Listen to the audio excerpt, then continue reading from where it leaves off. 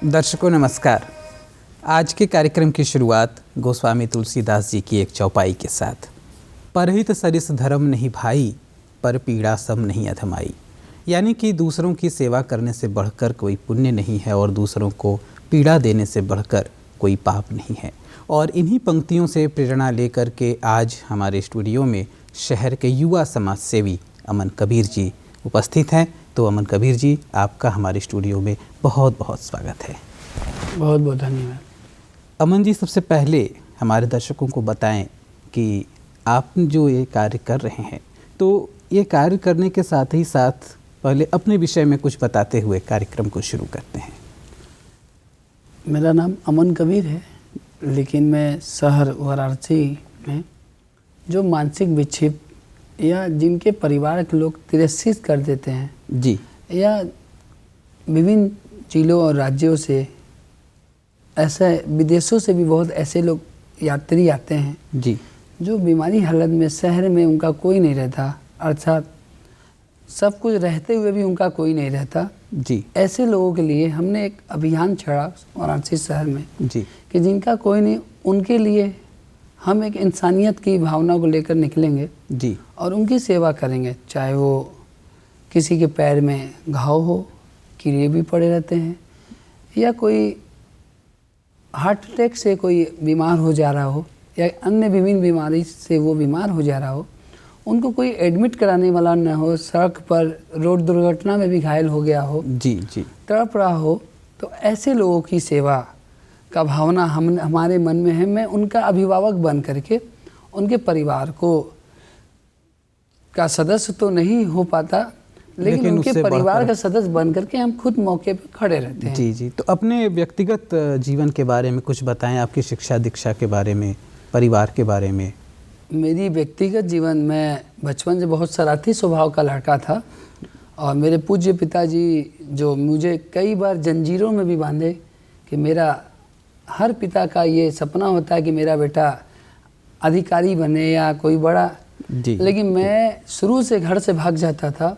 और जब भी कोई सामाजिक घटना हो या कोई अप्रिय घटना हो या किसी बड़े सेलिब्रिटी का स्वर्गवास हो, समाज सेवा करने की भावना आपके मन में बचपन से ही थी और परिवार उसको सपोर्ट नहीं करता था। परिवार में मेरी माँ, देखिए हर पिता चाहते हैं कि मेरा बेटा पढ़ लिख के कुछ बन जाए। जी, जी, क्योंकि बचपन में हर पिता का ये सोच होता है कि बच्चे पढ़ेंगे तभी कुछ करेंगे। जी, तो मैं पढ़ाई तो नहीं करता था, स्कूल में भी मेरे टीचर बहुत मुझसे परेशान रहते थे, तो लेकिन उसके साथ ही मेरे पापा, कई बार ऐसी घटना हुई कि बस मुझे सूचना मिले, जैसे कचहरी के बम विस्फोट हुआ, मैं मौके पर पता चला, मैं हॉस्पिटल पहुंच गया, और वहाँ पर पापा ने मुझे किसी जगह देख लिया, किसी समाचार पे। जी, ऐसी परिस्थिति में मेरे पापा मुझे उस दिन समझाते हैं, लेकिन जब मैं दूसरे दिन भाग जाता हूँ तो कुछ दिन के लिए मेरे पैर में जंजीर बांध देते हैं कि तुम ये काम नहीं करोगे। लेकिन हमने हार नहीं मानी,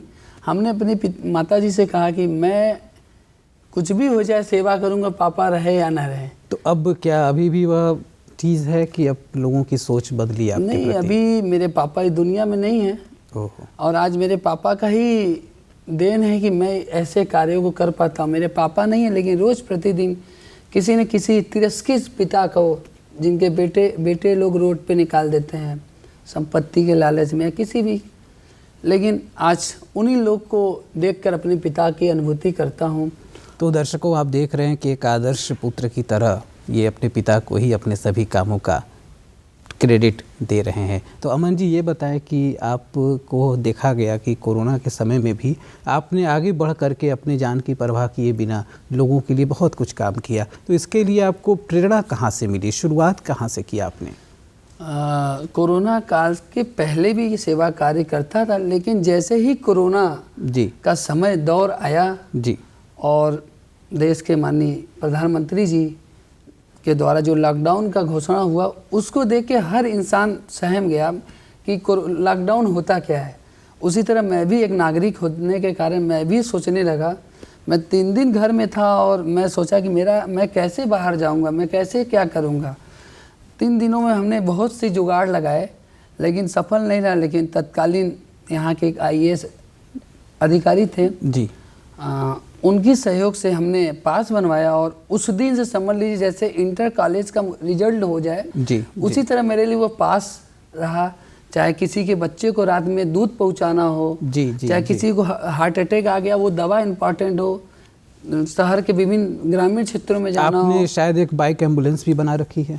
हमने बाइक एम्बुलेंस बनाई नहीं है, मैं पैदल चलता था, मुझे किसी ने बाइक अपनी खुद की चलती हुई बाइक मुझे दे दी है। एक राजीव वर्मा जी हैं, जी जी, तो वो बाइक थी और मैं उसको जब कोई चीज़ का दुरुपयोग हो रहा हो उसको सदुपयोग करना हो तो मैं सोचा कि इसको बाइक एम्बुलेंस बना दिया जाए जी। उस बाइक एम्बुलेंस में रोड पे चल रहे मानसिक विक्षेप जिनके पैर में घाव भी रहते हैं, सर में घाव रहते हैं या निर्वस भी रहते हैं जी। तो उनके लिए कपड़े, उनके लिए ड्रेसिंग के किट, उनके लिए खाने के सामान, उनके लिए विभिन्न प्रकार की ऐसी सामग्री जो उनके उपयोग में आ जाए। तो ये जो ड्रेसिंग वगैरह आप करते हैं तो इसके लिए आपने कहीं से ट्रेनिंग ली है कि अपने से सीखा? नहीं, मैं मंडली हॉस्पिटल के डॉक्टरों के संपर्क में रहते और वहाँ पर जो भी असहाय मरीज होते हैं उनके अभिभावक मैं ही रहता हूँ, मतलब हम ही रहते हैं। और उस मंडली हॉस्पिटल में भी जा कर के लगभग बहुत से गुमशुदा लोग जी जी, जो रोड से हॉस्पिटल में आते हैं और उनके घर के लोगों को हमने सोशल मीडिया प्लेटफॉर्म से उनके घर वालों को मिला दिया। अब तक 19 राज्य के लोग जो काशी की गलियों में, काशी के रोडों को, काशी के हाईवे पर पड़े रहते थे वो अब अपने आंगन में गए।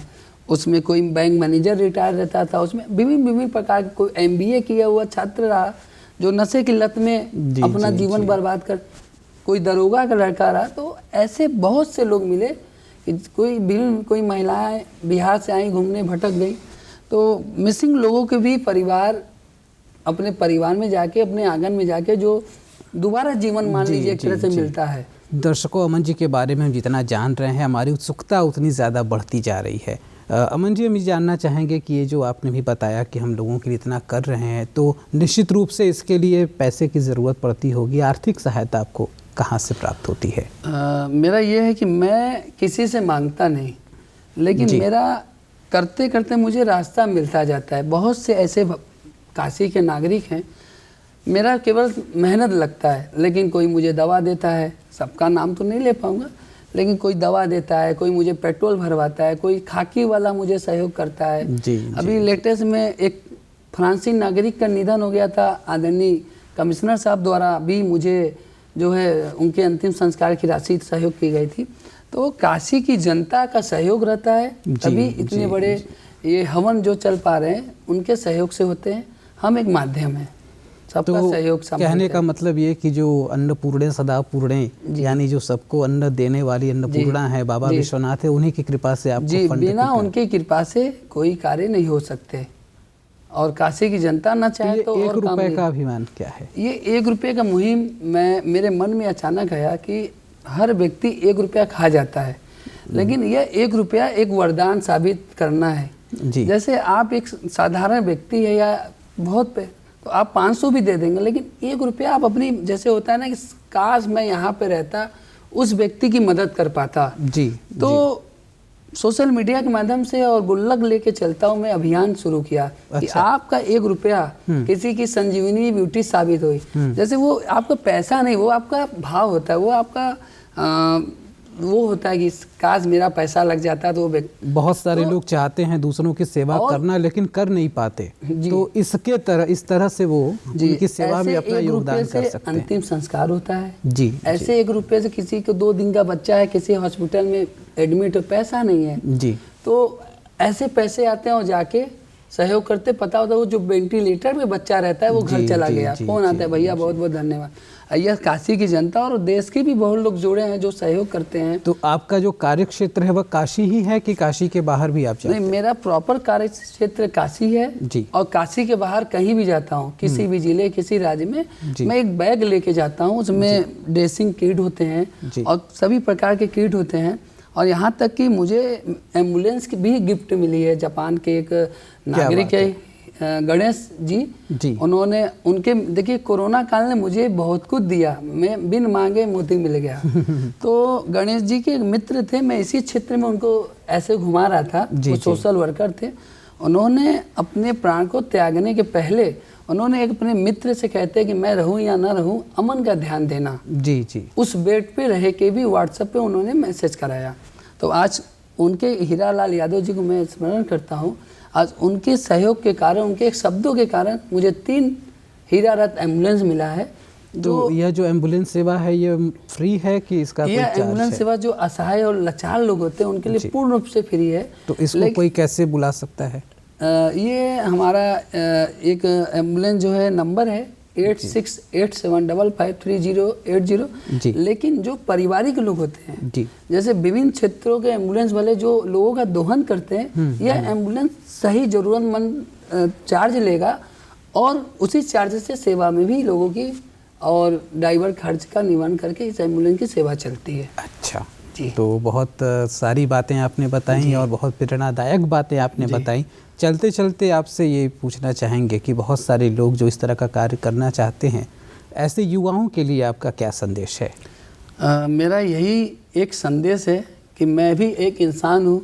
मुझे पता नहीं था, लोग मुझे कोई पागल कहता रहा, कोई कुछ कहता रहा, लेकिन मैं ध्यान नहीं दिया। अगर आपको कुछ करना है जी, चाहे आपको आईएएस बनना है, चाहे आपको आईपीएस बनना है, चाहे आपको सफाई कर्मचारी बनना है, चाहे देश, लेकिन आप अपने लक्ष्य पर आप अपने मन को अपने हर चीज़ को सुकून के साथ चलते रहिए जी, ईमानदारी के पथ पर चलते रहिए। आपको किसी चीज़ की कमी नहीं होगी। समाज हर जगह खड़ा हो जाएगा। और अगर रोड पे कोई बेसहारा, कोई लाचार, जी जी, आप उसको एक भिखमंगा न समझ करके आप अपने परिवार के सदस्य का व्यक्ति समझ करके अगर अस्पताल पहुंचा देंगे तो समझ लीजिए कि किसी का जीवन बचा लिए। यही युवाओं के लिए एक प्रेरणा है और ऐसे ही हर युवा अपने माँ बाप की सेवा करें। हमारा यही निवेदन है, माँ बाप की सेवा करेंगे और तभी वो कुछ कर पाएंगे। तो दर्शकों, मातृदेवो भव और पितृदेवो भव का संदेश देते हुए समाज के लिए अपना जीवन तन मन धन से न्यौछावर किया है हमारे अमन कबीर जी ने। तो ऐसे युवा समाज सेवी हमारे आज के अतिथि थे और अब इसी के साथ कार्यक्रम ही संपन्न करने की दीजिए अनुमति। नमस्कार।